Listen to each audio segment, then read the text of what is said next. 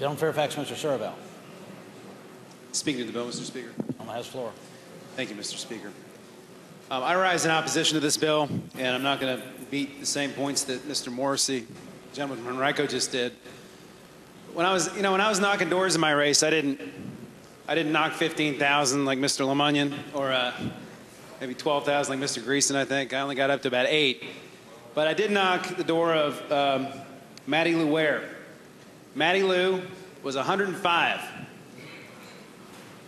I don't think Mattie Lou would be able to vote under this bill. I also knocked the door of Mildred Downing. Mildred told me when I knocked her door, Scott, I'll be out there to vote for you on Election Day. And I stood out there on Election Day with former Senator Allen's wife all day. And a car pulled up, door open, and old woman got out at the passenger side, pulled out her walker, came up to me and said, I told you I was going to vote and I'm here. And she voted. I don't think she had a driver's license. This bill disenfranchises her.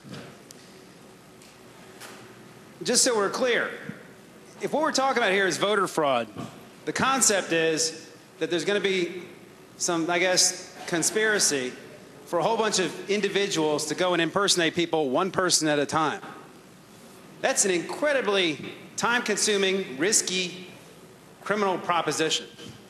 In reality, if somebody were to try and create an election fraud, there are much more efficient ways to do it than that. And it doesn't ever go down that way. In fact, the Bush administration prosecuted or investigated over 180 allegations of voter fraud during their administration. A whole bunch of United States attorneys lost their job over this issue. And that string of prosecutions or investigations only resulted in 52 convictions, not a single one of which was for the impersonation of a voter. It was for a lot of other things, like interfering or jamming GeoTV operations, ballot box stuffing, things like that, but not voter impersonation. This bill unduly affects voting in my district. There are a lot of people in my district who perhaps would have issues with ID. It affects the elderly, it affects people who are blind, it affects people whose licenses have been suspended and surrendered, it affects people who have lost their licenses. It affects, there are some people of a certain faith that don't carry licenses, I'm told. For example, the Amish. It's for these reasons that in the case of, I think it's Campbell, which validated Indiana's ID law, that Justice Souter wrote that Indiana's voter ID law threatens to impose non-trivial burdens on the voting rights of tens of thousands of the state's citizens. And a significant percentage of those individuals are likely to be deterred from voting.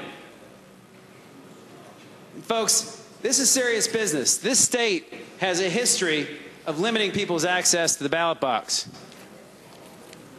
We celebrated the fact that this state changed that policy when this body unanimously passed the resolution 100-0 on March 24th, 1996 on Voter Awareness Day, celebrating the end of the poll tax in 1966 under Harper versus Virginia Board of Elections.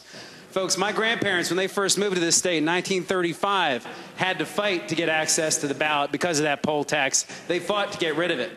From my point of view, imposing these kinds of burdens on Virginia's voters today, in a lot of ways, is going back to the old days that we are free from. I'd ask you to vote against this bill.